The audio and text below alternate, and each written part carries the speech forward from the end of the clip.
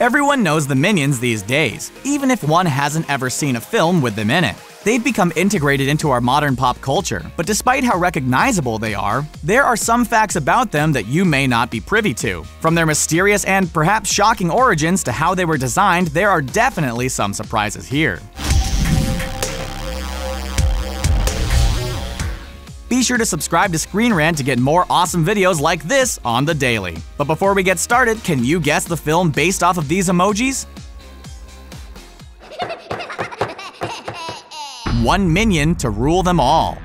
There are countless numbers of wacky yellow minions in the Despicable film franchise and extended media properties. Seriously, try counting them all. You'd think that with that many little critters running around, they'd have a fair amount of voice actors handy to supply some unique voices. After all, the Minions film has 3 of them running about on their own special mission. But therein lies your mistake. No matter who your favorite yellow troublemaker is, whether it's Kevin, Bob, Stu, or the rest of the Minions squad, they're all actually voiced by one man. No matter if it's for any of the Despicable Me films or the standalone Minion movie, all of the little critters are voiced by Pierre Coffin. Coffin is the co-director in all the movies that have Minions in them, including the latest installment, Despicable Me 3, which hit theaters in 2017. When we say he voices all the Minions, we mean all the Minions. You may be thinking that he only had to do a few dozen voices for the films, but you'd be sorely mistaken. When it came time to multiply his voice for the highly anticipated Minions movie, Coffin actually had to voice 899 different Minions. Talk about committing to the role.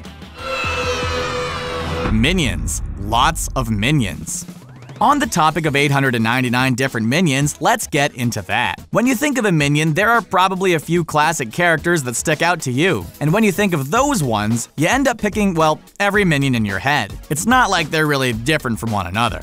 Well, despite how similar these yellow critters are, there's actually a whole bunch of them in existence. The animators could have done it the easy way and just replicated some of the minions in the background. None would be any wiser except for the most eagle-eyed fans out there. But the team wasn't going to take the easy way out when it came to their Despicable films. On the poster for Despicable Me 2, there are in fact quite a fair many minions to count. Wanna venture a guess? The number showcased on the poster is actually 400 different minions. Whoa! When designing the minions, the animators actually had a predetermined amount of templates to choose from. Everything from eyes, hair, height, and body could be chosen to create a unique minion based on the available combinations. So while minions may look similar, they're actually pretty unique. Tall, one-eyed minions are apparently a rarity, so good luck if you want to try and find one. These guys captured me! Not all minions are good. Okay, good is a point of view when it comes to the Minions. Sure, they're known for hanging around villains and like-minded people over the centuries, but at the end of the day, Minions just want to be loved and have fun. Is that too much to ask for? Well, that's all fun and games, but there are some other Minions that would have things a little different than our favorite yellow critters. Yes, we are of course referring to the nefarious purple Minions. Unlike the titular Minions, who grew in the Despicable Me films and evolved over time from a single-celled organism, the purple Minions actually came into existence from a serum. The PX41 serum to be exact, which was designed solely for engineering completely evil minions. With the use of the serum, a regular and mischievous yellow minion will transform into a purple variation. They were designed to be indestructible, so you know there's bound to be some mayhem with a pack of evil minions who can't get hurt in the process. Everything from fire, weapons, and explosives can't hurt these guys. They also like to eat anything they can get their hands on, and like the original Minions, they have a weird thing for bananas.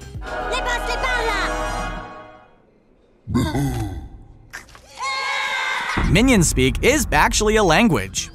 Trying to understand the Minions is a bit of a challenge in itself. It honestly sounds like gibberish, complete nonsense made up of a few recognizable words. Can these yellow critters actually be communicating with one another, or are they just saying the first thing that comes into their tiny little heads? As it turns out, the Minions are communicating with each other with a language called Minionese. What's even better for all you diehard Minion fans out there? Well, you could probably learn it in an afternoon should you desire. Minionese is made up of words from other languages from around the world and then scrambled together and altered to make something new. That's why much of what they're saying sounds kind of familiar. That's why Bapple is apple, why para tu is actually Spanish, which roughly translates to for you. Then there's gelato, which shouldn't need any translation for those who appreciate the Italian version of ice cream. Toss in some modified Korean and Russian and voila, you have the Minion language. While the Minions' language may not be very elegant or sophisticated, each word that they speak actually can be translated, so if you really want to know every bit of dialogue that they're saying, you now have a new project. Do the evolution. Ever stop to wonder where the Minions came from? Even if you've never seen a film with these yellow critters, the thought likely crossed your mind. Were they engineered by some evil genius way back when? Are they aliens? What are they? Well, as it turns out, the answer was right there for us to uncover. Despite the fact that they love serving evil masterminds, or at least try to, the Minions were not engineered by some sort of supervillain. In fact, they're a natural creature that evolved from a single-celled organism, much like Gru and yourself. Which is interesting when you consider that the way the Minions behave seemed tailor-fit for someone like Gru, and we wouldn't put it past him in his earlier days to create the Minions. Instead, the Minions have been around for thousands of years, which means they've seen just about every great moment there is. But despite their evolution, their intelligence seems to be a few centuries behind. Like, Stone Age behind. In the short film titled Orientation Day, we actually get to witness the early days of the Minions when we saw them come into existence thanks to the mutated strand of DNA. From there, it evolved and, well, here we are. Go for help. From Orc to Minion.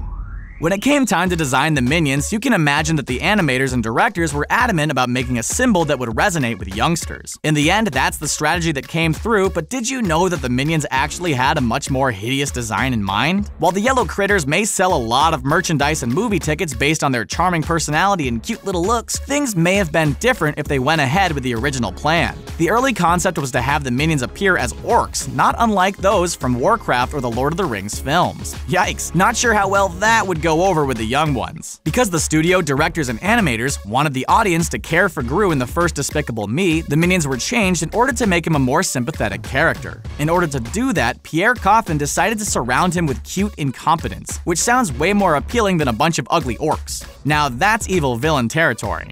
But what do you think? Should the Minions have remained in their original orcish designs, or are the yellow critters we know today the right move for the franchise? Let us know down in the comments.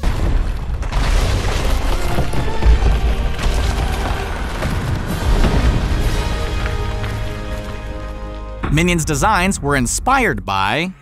Die-hard fans and even those who have never seen a Despicable Me film know what a Minion is. Their image has been plastered all over billboards, toys, commercials, and other marketing material. Seriously, they're everywhere now. But how did the Minions come to be design-wise? Well, there's an answer for that too, as the Minions have their own roots in some pretty impressive pieces of pop culture. When designing the Minions, the animators and directors wanted something memorable and lovable, so they looked to other films and properties to find inspiration. One of the lead pieces of inspiration for the Minion design was actually the Jawas from Star Wars. It's not too hard to imagine that, to be honest. The similar features, the childlike personality, and the unusual language. But the comparisons don't end on the sands of Tatooine.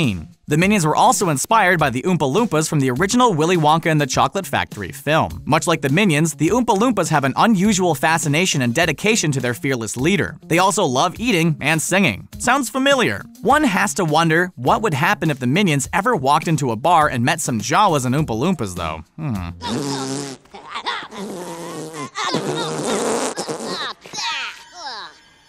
The color of evil.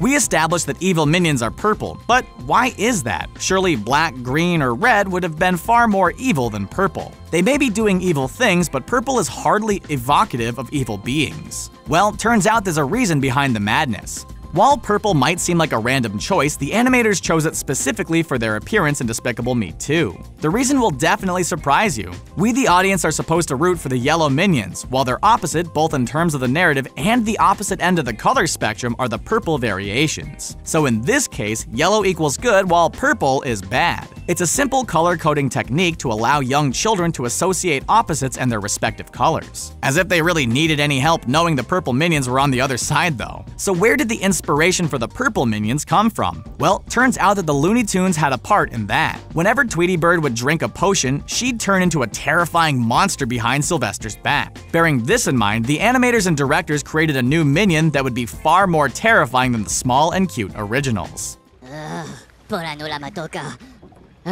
Banana? One small step. We mentioned before that the purple Minions are basically indestructible chaos monsters. No weapon can harm them. But what about the yellow minions, who evolved as opposed to being engineered? Well, turns out the minions are just as stubborn and don't know how to get hurt. In fact, they have some pretty unique abilities. Thanks to their mutation, the minions, for whatever reason, ended up evolving a defense mechanism for surviving in space. We're not sure why, but there's a good chance that the cells knew the minions would be up to no good and wanted to cover as many bases as possible for the future. So that means their mutation covers both space breathing and surviving the harsh climates of the Great Nothing. Aw man, I wish my cells would mutate like that. Since they have such impervious resistance to frost and lack of oxygen, the minions could actually go swimming in the Arctic and then dive underwater without any gear or assistance. We'd like to think that they served a master who had a sweet evil lair in the Arctic. Prequel story, anyone? Watching the minions interact with a couple of penguins would also be a great viewing experience, but the lack of bananas would mean that any Arctic trip, whether it was for an old master or a future mission, would be short-lived. Minions were created by Nazis? Okay, this is a wild one, but it's definitely intriguing. We all know the minions are downright playful and equally mischievous. Nothing exactly sinister going on there, which is odd considering they worship villains. But what if the minions had a connection to the greatest villain of all time? This is an idea going about that the minions are actually inspired, in part at least, by the Jewish children who were taken by the Nazi forces during the Second World War. Why were these kids taken? Well, the German scientists needed human samples to conduct their tests and saw no problem in using these prisoners. One such test had to deal with the children being subjected to various gases and had to wear a specialized helmet to protect them from harm, or rather to test the efficiency of the experiment. The masks in question bear a striking similarity to the general design of the minions. One giant glass panel is evocative of some of the minions' singular eye, and the shorter stature of the kids would coincide with both the height of the minions as well as their general immature behavior. Whether or not the creators of the minions had this in mind when making the concepts for the minions remains to be seen, as they haven't confirmed this connection. That's it for now, everyone. Which minion fact blew you away the most? Was there one that we missed, or one that you totally had no idea about? Are you hoping for a Minions 2 or a Despicable Me 4? Let us know in the comments below, and be sure to like this video and subscribe to the channel to get more videos like this one added to your playlist. Thanks for watching. Oh, and of course, the answer to our emoji question is... have a good one.